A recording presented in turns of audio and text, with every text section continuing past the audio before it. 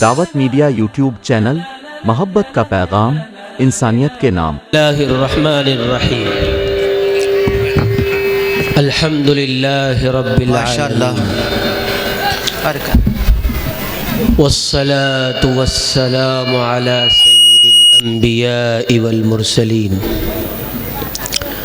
اما بعد فاعوذ باللہ من الشیطان الرجیم، بسم اللہ الرحمن الرحیم۔ یا ایہا الذین آمنوا قوا انفسکم واہلیکم نارا وقودها الناس والحجارہ۔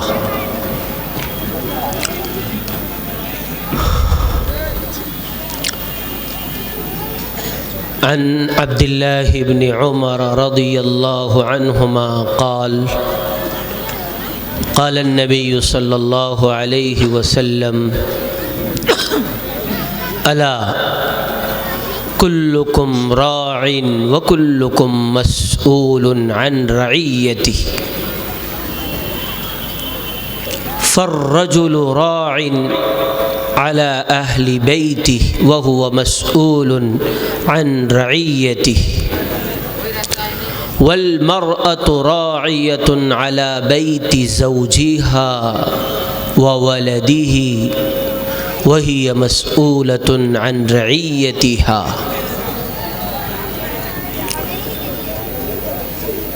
وعن عبد الله بن عباس رضي الله عنهما قال: كنت خلف النبي صلى الله عليه وسلم يوما، قال رسول الله صلى الله عليه وسلم: يا غلام إني أعلمك كلمات،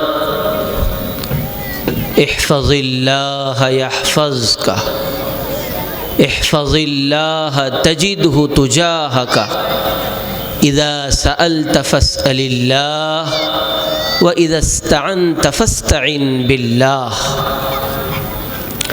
إلى آخر الحديث۔ صدق اللہ العظیم وصدق رسولہ النبی الکریم۔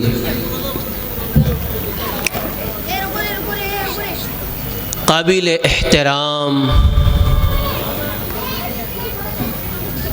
علماء کرام، بزرگان دین، نوجوانان اسلام،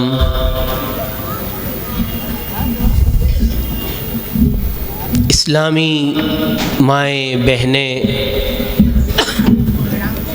اور پیارے بچے بچیاں،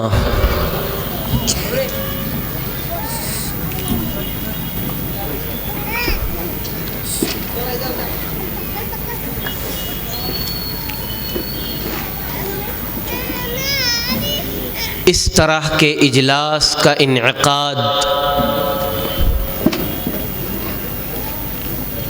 اور نیک جذبات و احساسات کے ساتھ ان میں شرکت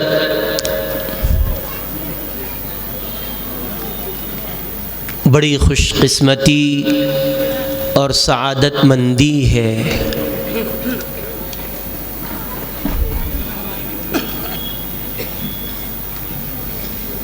اس اجلاس کا مقصد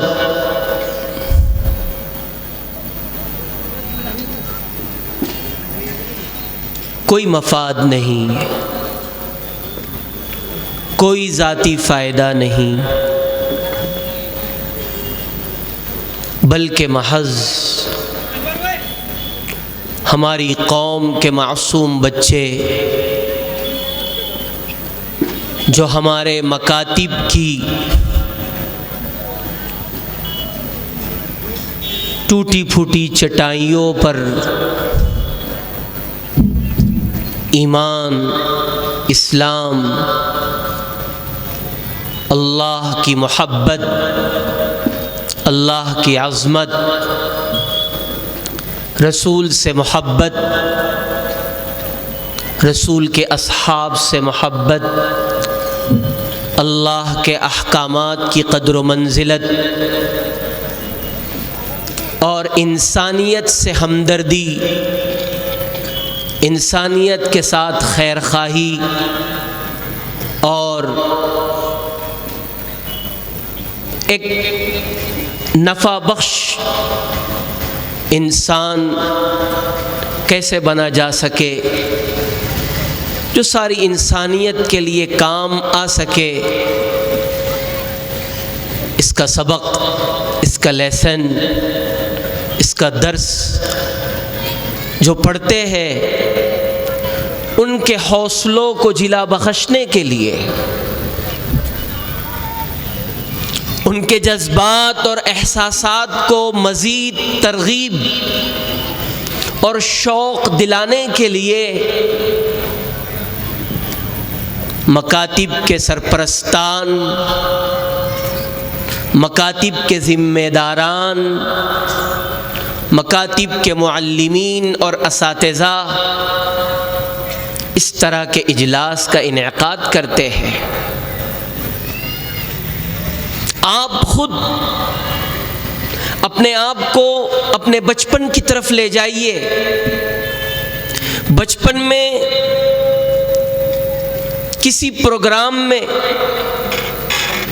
کسی جلسے میں آپ اسٹیج پر گئے، اسٹیج پر بیٹھے ہوئے معزز مہمانوں کے ہاتھوں سے آپ کو انعام تقسیم کیا گیا، تمغے امتیاز سے آپ کو نوازا گیا، کوئی شیلڈ یا سرٹیفکیٹ یا کوئی تحفہ اور ہدیہ آپ کو ملا۔ اس اسٹیج کے اس منظر نے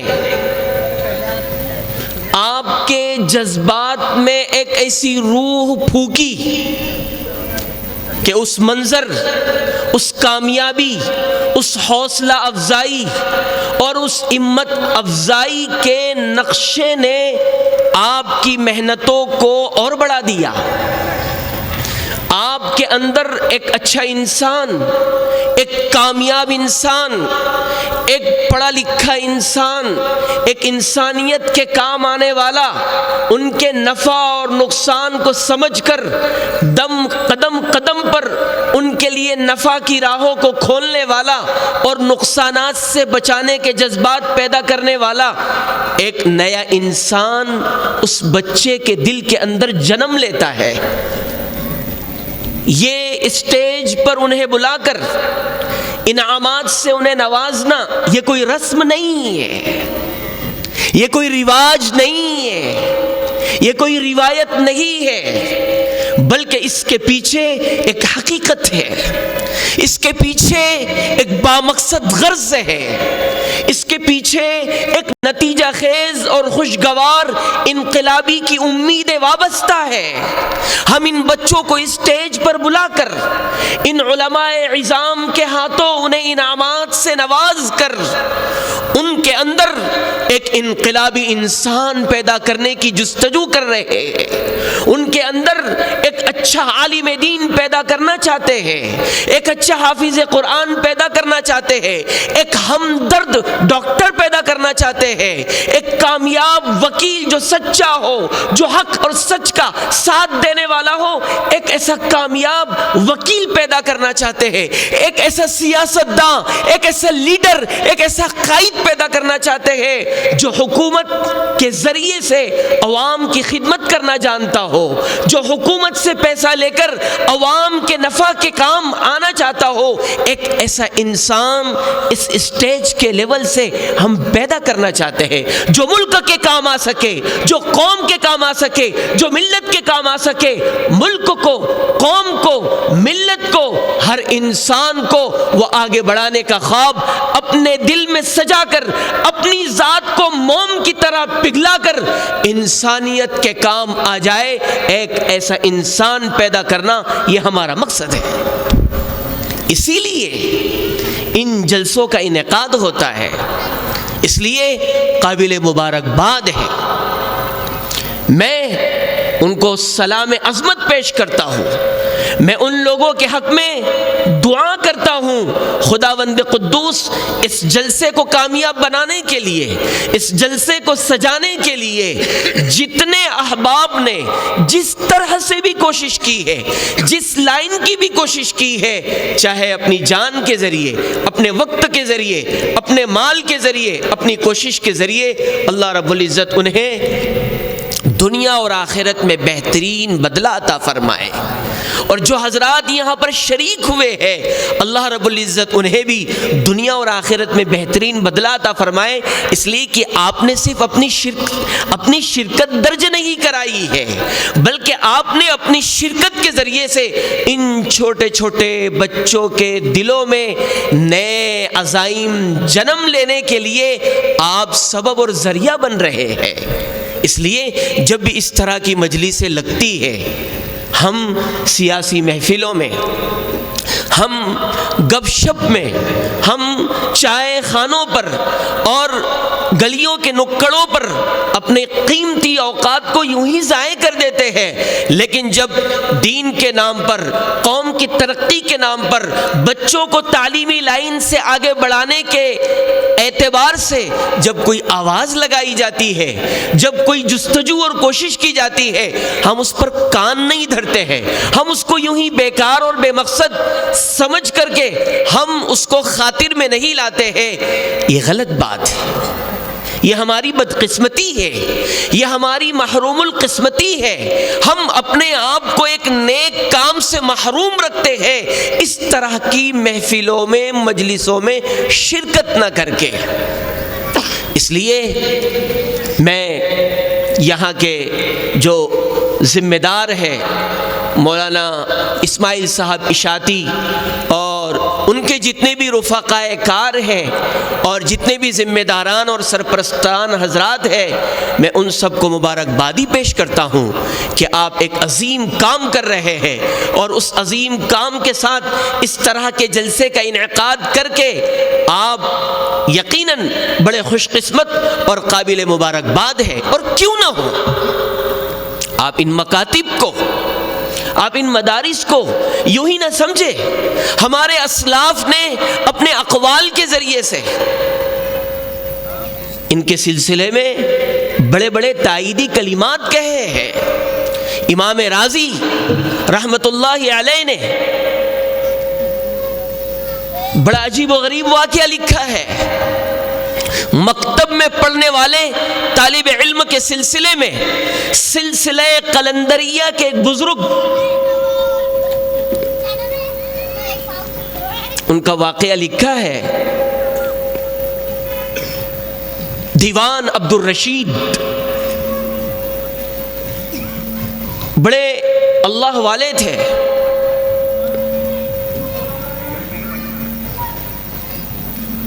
جب وہ بیمار ہوئے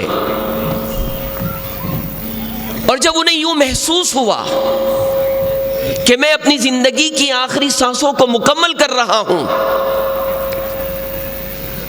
انہوں نے اپنے رفقا سے، اپنے گھر والوں سے کہا، اگر میرا انتقال ہو جائے اور جب مجھے قبر میں دفن کرنے کی نوبت آئے تو ہمارے محلے میں جہاں مکتب چلتا ہے اور اس مکتب میں آنے والے طلباء اپنی چپلیں اور اپنی جوتیاں مکتب کے دروازے کے پاس جو فرش ہے، جو فرش ہے، اس فرش پر اپنی جو جوتیاں رکھتے ہیں، اپنی جو چپلیں رکھتے ہیں، جب میرا انتقال ہو جائے اور مجھے قبر میں لٹایا جائے اور میری قبر میں جب تخت یا فرش رکھنے کی نوبت آئے تو وہ تخت اور وہ فرش میری قبر میں رکھنا جس پر مکتب کے بچے اپنی جوتیاں رکھتے ہیں، مجھے اللہ کی رحمت سے امید ہے کہ ان مکتب میں پڑھنے والے بچوں کی برکت سے اللہ رب العزت میری مغفرت فرما دے۔ معمولی بات نہیں ہے۔ اسی لیے امام رازی رحمت اللہ علیہ نے واقعہ لکھا ہے۔ ایک شخص تھا شرابی اور کبابی، گنہگار، اللہ کا نافرمان بندہ، اس کا انتقال ہوا، اس کے انتقال کے بعد میں ظاہر سی بات ہے بدعمالیوں کی وجہ سے، گناہوں کی وجہ سے، شراب نوشی اور دیگر معصیتوں کی وجہ سے وہ قبر کے عذاب میں مبتلا ہوا، اور کئی دنوں تک اسے قبر کا عذاب دیا جاتا رہا۔ کچھ دنوں کے بعد اچانک سے اس کی ذات سے عذاب کو ہٹا لیا گیا، قبر کا عذاب اس سے ہٹا لیا گیا۔ جب فرشتوں نے اس سے قبر کا عذاب ہٹایا تو اس شخص نے پوچھا میرا انتقال ہوا ہے، میں جب سے قبر میں دفن ہوا کئی دن گزر چکے ہیں، میں عذاب میں گرفتار اور مبتلا تھا، آج اچانک کیا بات ہے کہ آپ میرے لیے قبر کے عذاب سے خلاصی کا پیغام لائے ہو، قبر کے عذاب سے نجات کا پیغام لائے ہو، کیا بات ہے؟ فرشتوں نے کہا بات دراصل یہ ہے، جس وقت آپ کا انتقال ہوا تھا آپ کی زوجہ محترمہ، آپ کی بیوی امید سے تھی، آپ کے دنیا سے رخصت ہو جانے کے بعد کچھ ماہ کے گزرنے کے بعد آپ کے گھر بچے کی ولادت ہوئی، 3-4 سال گزرنے کے بعد آپ کی زوجہ محترمہ نے اپنے معصوم بچے کو مکتب میں بھیجا تھا، اور آج مکتب میں پہنچ کر آپ کے بچے نے پڑھا ہے بسم اللہ الرحمن الرحیم، اللہ رب العزت رحمان اور رحیم ہے۔ آپ کے معصوم بچے نے اللہ کی ذات کے 2 نام رحمان اور رحیم لیے ہیں، اللہ کی ذات رحمان اور رحیم ہے۔ اللہ کی رحمت کو یہ گوارا نہیں کہ جس باپ کا بچہ میرا نام رحمان اور رحیم لے کر کے، میری رحمت کا واسطہ دے کر کے وہ میرے کلام کو پڑھنے کا آغاز کر رہا ہو اور میں قبر میں اس کے باپ کو عذاب دوں، اس لیے آج سے آپ کے لیے قبر کے عذاب کی نجات کا فیصلہ ہے۔ آپ ان مکتب میں پڑھنے والے بچوں کو معمولی نہ سمجھیں، الحمدللہ ان مکتب میں پڑھنے والے بچوں کو یہ اساتذہ کرام بہت معمولی سی تنخواہ کے ذریعے سے ایک بہت بڑا کام انجام دے رہے ہیں۔ اس لیے میں ان اساتذہ کرام سے بھی کہوں گا، ہمارے سپرد ہماری قوم کے افراد جو اپنے معصوم بچوں کو سپرد کرتے ہیں، انتہائی ہمدردی کے ساتھ، انتہائی خیر خواہانہ جذبات کے ساتھ، صبر کے ساتھ، یقیناً معصوم بچوں کو پڑھانا بڑا صبر والا مرحلہ ہوتا ہے، لیکن ہمدردانہ خیر خواہانہ جذبات اور صبر کے ساتھ ساتھ قوم کے ان ہیرو کو آپ تراش خراش کر اور انسانیت کے حق میں نفع بخش بنا کر آپ امت کے حوالے کیجیے۔ یقیناً تنخواہ کم ملتی ہے، قوم آپ کے مقام و مرتبے کو جانتی نہیں ہے، لیکن یاد رکھیں ہم اپنے آپ کو خادم دین اور وارث نبی کہتے ہیں۔ جب ہم خدام دین ہیں اور وارث نبی ہیں تو پھر جو مقام اور جو مرتبہ اللہ اور اس کے رسول نے ہمیں عطا فرمایا ہے یہ ہمارے لیے کافی ہے، چاہے قوم ہمیں جو بھی سمجھے، اس لیے کہ ہمارا مقصد اجرت نہیں ہے، اجر ہے۔ علماء اکرام میرے الفاظ پر غور کرنا، ہمارا مقصد اجرت نہیں ہے، اجر ہے۔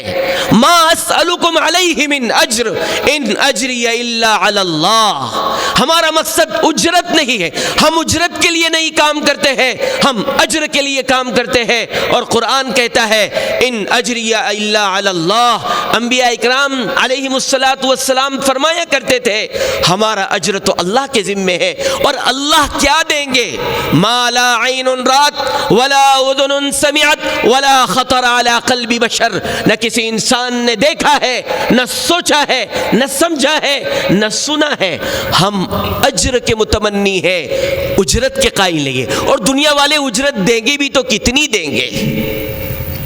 کتنی دیں گے؟ ما عندکم ینفد وما عند اللہ باق، جو انسانوں کے پاس ہے اسے ایک نہ ایک دن ختم ہونا ہے، اور جو اللہ کے پاس ہے وہ ہمیشہ باقی رہنے والا ہے۔ آپ اللہ کی طرف سے اجر سے نوازے جانے والے، اس لیے آپ دیکھیے نا، خدا نے آپ کو زندگی کا سکون دیا ہے، خدا نے آپ کو زندگی میں اطمینان دیا ہے، خدا نے آپ کو نیک اور صالح اور تندرست اولاد دی ہے، خدا نے آپ کو خدمت گزار با وفا بیوی دی ہے، خدا نے آپ کو تندرست توانا والدین دیے ہیں، خدا نے آپ کو معاشرے میں عزت اور مقام اور مرتبہ دیا ہے۔ یہ خدا کی طرف سے جو اجر دنیا میں آپ کو مل رہا ہے، یہ اس اجرت سے کئی گنا زیادہ بہتر ہے جس کے ہوتے ہوئے انسان ذلت سے دوچار، جس کے ہوتے ہوئے انسان بیماریوں سے دوچار، جس کے ہوتے ہوئے انسان کے پاس بیوی ہے لیکن اس بیوی میں وفا نہیں، بے وفا ہے، اولاد ہے لیکن اولاد بیماریوں کی شکار ہے، معاشرے میں تو ہے لیکن عزت نہیں ہے، ذلت اور رسوائی ہے۔ آپ کے پاس پیسہ نہیں ہے، آپ کے پاس بنگلہ نہیں ہے، آپ کے پاس گاڑی نہیں ہے، عزتیں ہیں، چاہتے ہیں، مقام و مرتبہ ہے، ٹینشن نہیں ہے، سکون اور اطمینان ہے، اور یہی تو زندگی کا حاصل ہے۔ اس لیے اجر کے لیے کام کرے، اجرت کے لیے کبھی بھی کام نہ کرے۔ دنیا میں انسان کو تنخواہ ملتی ہے، منخواہ نہیں ملتی ہے۔ یہ دنیا میں تنخواہ جتنا پیٹ کے لیے لگتا ہے اتنا ہی ملتا ہے۔ دنیا تنخواہ کی جگہ ہے، منخواہ کی جگہ دنیا نہیں، منخواہ کی جگہ تو جنت ہے، منخواہ کی جگہ جنت ہے۔ دنیا تنخواہ ہے، اس لیے دنیا میں تنخواہ ملتی ہے۔ تنخواہ کا مطلب جتنا پیٹ کو لگے اتنا، اور الحمدللہ خدا ہمیں اتنا دیتا ہے، لہذا ہم اجر کے جذبے سے کام کریں، خلوص اور الہیت کے ساتھ کام کریں، اور قوم کے یہ نونہالان قوم جو آپ کی خدمت میں، آپ کی آغوش میں دیے جاتے ہیں، انتہائی خلوص کے ساتھ، محنت کے ساتھ، جافشانی کے ساتھ، عرقریزی کے ساتھ، للہیت کے ساتھ ان بچوں کو بہتر سے بہتر انسان، کامیاب انسان، دیندار، پکا سچا مسلمان بنانے کی، انسانیت کے حق میں نفع بخش انسان بنانے کی مکمل کوشش کرے۔ یہ کام تو ہے اساتذہ کرام کا۔ مکتب کے تعلق سے ایک بات یہ کہتا چلوں، مولانا اسماعیل صاحب بطور خاص مکتب کے تعلق سے یہ بات کہتا چلوں، مکتب کا جو بھی نظام آپ کا ہوگا، خدا سے دعا ہے اللہ رب العزت کو بہتر سے بہتر بنائے۔ ہمارے مکتب کے نظام رواجی اور روایتی نہ ہو، منظم ہو، اور ان کا ایک مکمل نصاب ہو۔ ہمارے مکتب کے نظام کا تعلق اور نصاب کا تعلق صرف اطفال کے ساتھ نہ ہو، اس سے اطفال متعلق نہ ہو، بلکہ اس کے دائرے کو وسیع کیا جائے، بالغین اور بالغات تک اس دائرے میں لائے جائے۔ ایک منظم نصاب کے ساتھ، منظم نظام کے ساتھ، جس میں رواج نہ ہو، روایت نہ ہو، مختلف نصاب تیار کیے گئے ہیں، ہر نصاب اچھا ہے۔ ہمیں دیکھنا ہے ہمارے علاقے کے اعتبار سے اور ہمارے پاس پڑھنے والے بچوں کے اعتبار سے کون سی چیز مفید ہے اور کون سی چیز زیادہ نفع بخش ہے، اس کے اعتبار سے۔ دوسری بات، تعلیم کے ساتھ ساتھ برائے مہربانی تربیت پر توجہ دی جائے۔ زبانی چیزیں رٹوانے کے ساتھ ساتھ الحمدللہ ہمارے مکاتب کے نظام میں مسنون دعائیں زبانی یاد کروانا ہے، صورتیں زبانی یاد کروانا ہے، اذکار صلاۃ نماز میں پڑھی جانے والی چیزیں زبانی یاد کرانا بہت اچھی چیز ہے، آپ یاد کروائیں۔ محفوظات پر توجہ ہے، بہت اچھی بات ہے، لیکن محفوظات کے ساتھ ساتھ تربیت سازی پر جیسی توجہ ہونی چاہیے ہمارے مکاتب میں ویسی خاطر خواہ توجہ نہیں ہے۔ ذہن سازی، تربیت، اب یہی اصل لفظ، یہ جو تربیت ہے میں اسی پر بولنا چاہ رہا ہوں، جس پر میں آنا چاہتا ہوں۔ اب دو پہیے ہیں، ایک ہے تعلیم، ایک ہے تربیت، دونوں انتہائی ضروری ہے۔ اگر تعلیم ہی ہے اور تربیت نہیں تو تعلیم سے خاطر خواہ فائدہ نہیں ہوگا، اور تعلیم تو ہے لیکن تربیت تو ہے، لیکن تربیت کے ساتھ ساتھ تعلیم نہیں ہے تو اس سے بھی خاطر خواہ فائدہ نہیں ہوگا۔ اس لیے تعلیم بھی ضروری ہے اور تعلیم کے ساتھ ساتھ تربیت بھی انتہائی ضروری ہے۔ ہم اپنے بچوں کی مکمل ذہن سازی کرنے کی کوشش کریں، ذہن سازی اس طرح سے کہ ماشاءاللہ آپ نے ان کو چند چیزیں زبانی یاد تو کروائی ہے، لیکن ایمانیات، اب ایمانیات میں سب سے اہم چیز توحید ہے۔ آپ نے ان کو کلمہ طیبہ یاد تو کروا دیا، 4 کلمے 5 کلمے آپ نے انہیں یاد کروا دیے، لیکن ہمارے بچے کو توحید کیا ہے، وحدانیت کیا ہے، رسالت کیا ہے، باس بعد الموت، مرنے کے بعد دوبارہ زندہ ہونا، اپنی زندگی میں ہر نیک اور برے اعمال کا اللہ کے سامنے حساب اور کتاب دینا، یہ ساری چیزیں بچپن سے ہم اپنے بچوں کو سمجھائے۔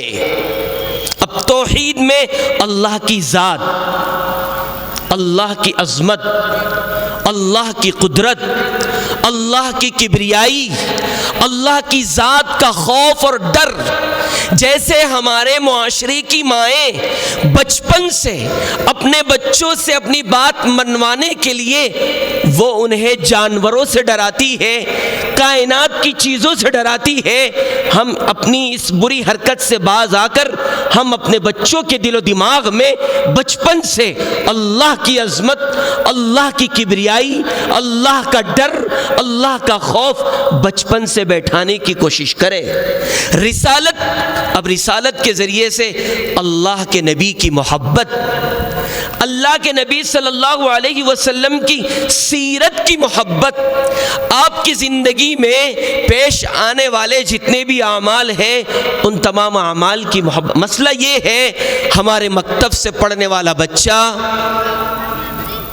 30-40 صورتیں یاد کر کے، 50 دعائیں یاد کر کے، اذکار صلاۃ یاد کر کے، قرآن کریم ناظرہ مکمل کر کے جب وہ عملی میدان میں آتا ہے تو مکتب کی تعلیم اور تربیت اور اس کی عملی زندگی میں زمین و آسمان کا فرق ہوتا ہے۔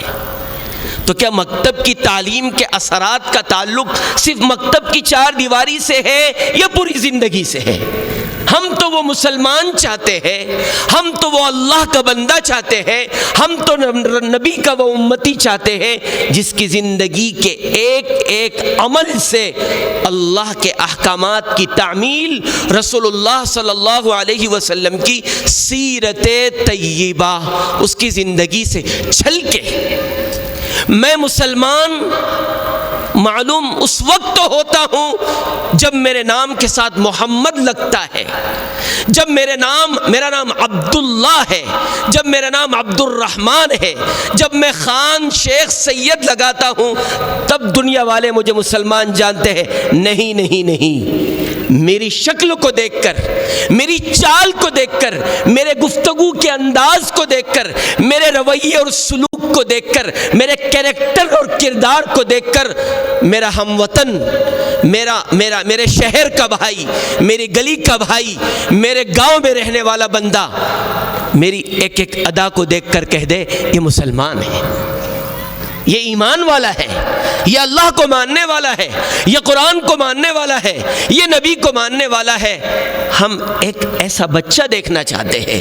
اس لیے ذہن سازی، تربیت، ہر اعتبار سے رسول کی محبت، اللہ کی عظمت، صحابہ اکرام رضوان اللہ تعالی علیہم اجمعین نے دین اسلام کے لیے جو قربانیاں دی ہیں ان قربانیوں کو اپنی اولاد کے سامنے بیان کر کے ان کی عظمت ان کے دل و دماغ میں بیٹھائیں۔ ایمانیات کے بعد اسلامیات، احکامات، معاملات، معاشرت اور شخصی زندگی سے متعلق جتنے بھی احکامات ہیں وہ سب کے سب مکتب کی تعلیم میں اسٹیپ بائی اسٹیپ آنا چاہیے۔ یہ تو وہ کام تھے جو مکتب کے ذمہ داران، مکتب کے معلمین سے متعلق تھے۔ ہمارے معاشرے میں بچے کو مکتب بھیج کر اور اسکول کے حوالے کر کے ماں باپ یہ سمجھتے ہیں اب میرا بچہ کامیاب انسان بننے والا ہے۔ ہرگز نہیں، ہرگز نہیں۔ مکتب میں استاذ نے جو تعلیم دی، اسکول میں ٹیچران حضرات نے جو تعلیم دی، ان دونوں حضرات کے تعلیم دینے کے بعد آپ کی ذمہ داری ختم نہیں ہو جاتی ہے۔ ان کی ذمہ داری تو بعد کی ہے، ان سے پہلے ذمہ داری والدین کی ہے۔ والدین کی ذمہ داری پہلے ہے۔ اسی لیے میں نے جو اللہ کے نبی صلی اللہ علیہ وسلم کی حدیث آپ کو سنائی، الا سنو سنو کلکم راعٍ، تم میں سے ہر شخص ذمہ دار ہے، فکلکم مسئول عن رعیتہ، ہر ذمہ دار سے اس کے ماتحتوں کے بارے میں سوال کیا جائے گا۔ اولاد کی پیدائش ہر شادی شدہ جوڑے کی سب سے پہلی خواہش ہوتی ہے، اور یہ خواہش ہر شادی شدہ جوڑے کو مبارک ہو، لیکن اولاد کے حاصل ہو جانے کے بعد ہم فخر کرتے ہیں۔ نعمت کے حصول پر فخر نہیں کیا جاتا ہے، شکر ادا کیا جاتا ہے۔ اور جب نعمت پر شکر ادا کر لیا جائے تو ذمہ داری ختم نہیں ہو جاتی ہے۔ اب اس نعمت کی جو خدا کے جانب سے آپ کے پاس امانت ہے، اس امانت کی نگہداشت، اس کی تربیت اور اس کی حفاظت یہ آپ کے کندھوں پر رکھی جاتی ہے۔ یقیناً اولاد نعمت ہے، یقیناً اولاد کے ذریعے سے انسان کی نیک نامی ہے، یقیناً یہ اولاد میرے آنکھوں کا نور اور دل کا سرور ہے، یقیناً یہ اولاد بڑھاپے میں میرے لیے سہارا ہے۔ لیکن کب؟ یہ اولاد میرے لیے یہ سب کچھ اس وقت ہے جب کہ میں ان کی صحیح تعلیم اور تربیت کروں، جب کہ میں ان کی صحیح نگہداشت اور حفاظت کروں۔ اگر میں نے اس نعمت کے حصول پر شکر نہیں، فخر کیا، اس کی امانت داری نہیں بلکہ اس امانت میں نے خیانت کی، اس طرح کہ میں نے ان کی تربیت نہیں کی، ان کو تعلیم اور ایجوکیشن کے زیور سے آراستہ نہیں کیا، بس یوں ہی میں نے ان کو شتر بے مہار کی طرح آزاد اور کھلا چھوڑ دیا، اب یہ اولاد میرے لیے نعمت نہیں نقمت ہوگی، یہ میری نیک نامی کا ذریعہ نہیں بدنامی کا ذریعہ ہوگی۔ کل قیامت کے دن یہ میرے لیے ذخیرہ آخرت نہیں بلکہ میرے لیے یہ سبب عذاب بنے گی، سبب عذاب بنے گی۔ سنو سنو، حضرت علی رضی اللہ تعالیٰ عنہ فرماتے ہیں کل قیامت کے دن اللہ رب العزت اولاد سے ماں باپ کے حقوق کے سلسلے میں بعد میں سوال کریں گے، پہلے ماں باپ سے اولاد کے حقوق کے متعلق سوال کریں گے۔ کیا سوال کریں گے؟ ماذا علمہم ماذا ادبہم، تم نے انہیں کیا تعلیم دی، تم نے انہیں کیسا ادب سکھایا، تم نے انہیں کیسا انسان بنا کر آئے ہو تم، یہ اللہ رب العزت کل قیامت کے دن ہم سے سوال کریں گے۔ اس لیے خدا کے واسطے اولاد جو خدا کی ایک نعمت ہے، اسے امانت سمجھیے اور امانت کی حفاظت کی کوشش کیجیے۔ صحیح تربیت اسلامی تعلیمات کی روشنی میں، صحیح تربیت قرآن اور حدیث کی تعلیمات کی روشنی میں انہیں آپ علم سکھائے۔ اب ہمارے معاشرے میں علم سکھانے والے والدین چار طرح کے ہیں۔ بعض والدین وہ ہیں جنہوں نے اپنے بچوں کو صرف اور صرف علم دین سیکھنے کے لیے وقف کر دیا، ان کے جذبات کو سلام، صرف علم دین سیکھنے کے لیے وقف کر دیا۔ پہلی قسم والدین کی۔ دوسری قسم والدین کی جنہوں نے اپنی اولاد کو ماڈرن ایجوکیشن سیکھنے کے لیے وقف کر دیا. دوسری قسم، تیسری قسم ماں باپ کی وہ ہے جن کی نظر میں دینی علم بھی ضروری ہے اور ماڈرن ایجوکیشن بھی ضروری ہے. تیسری قسم. اور چوتھی قسم ان کی ہے جن کی نظر میں نہ دینی علم ضروری ہے نہ ماڈرن ایجوکیشن ضروری ہے. میری رائے سے اگر کسی کو اختلاف ہو تو وہ اختلاف کر سکتا ہے، لیکن موجودہ حالات اور ماحول کے تناظر میں اپنی اولاد کو علم دین سکھانے کے ساتھ ساتھ ماڈرن ایجوکیشن جتنا سیکھنا ضروری ہے، سائنس،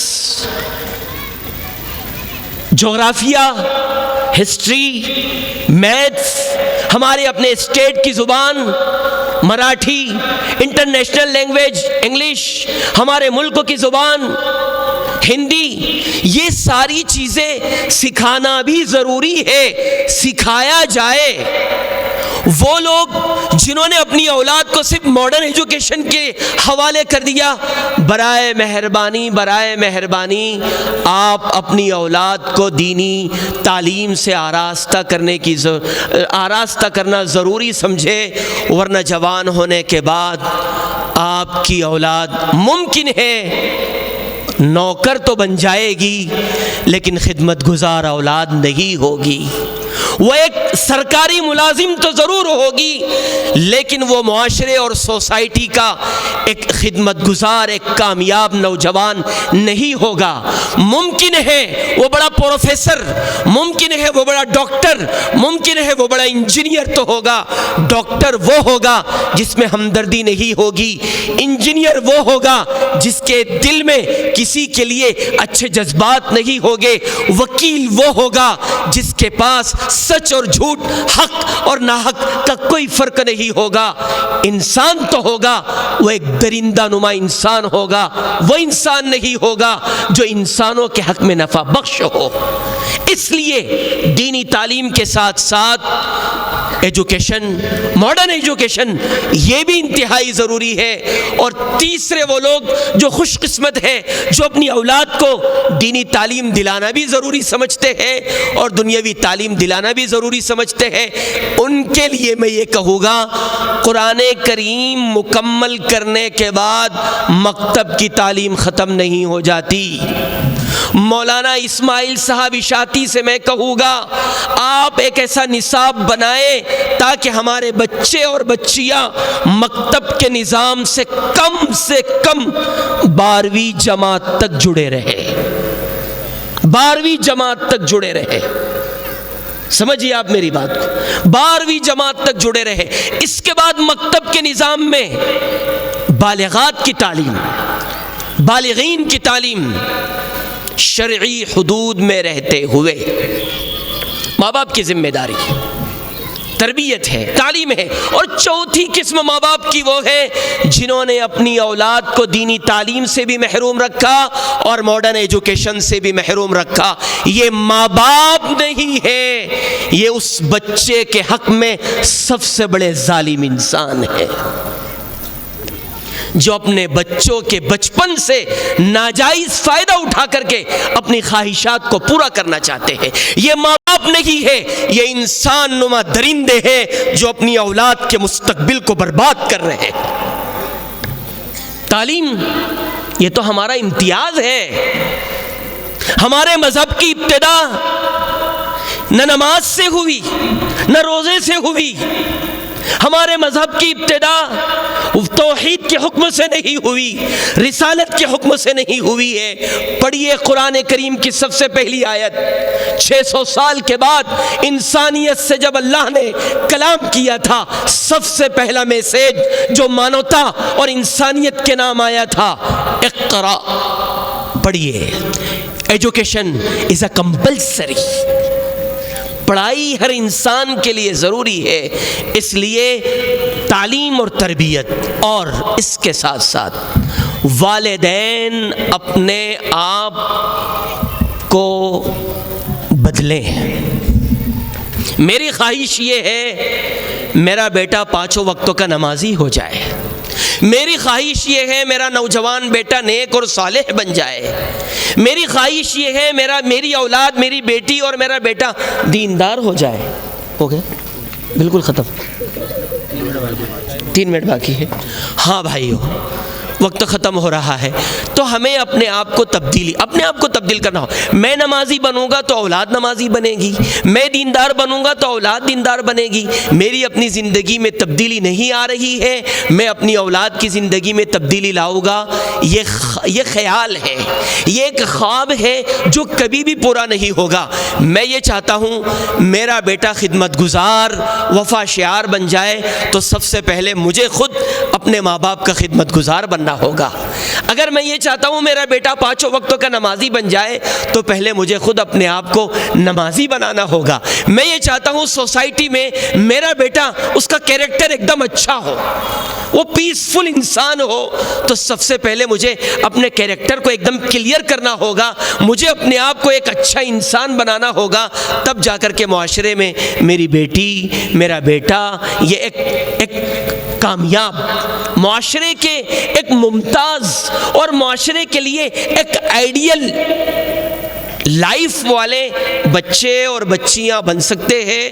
خداوند قدوس سے دعا ہے، خدا تعالیٰ نے ہمیں جو اولاد عطا فرمائی ہے، ان اولاد کی صحیح نگہداشت، ان کی حفاظت اور ان کی تربیت کرنے کی اللہ تعالیٰ ہمیں توفیق عطا فرمائے۔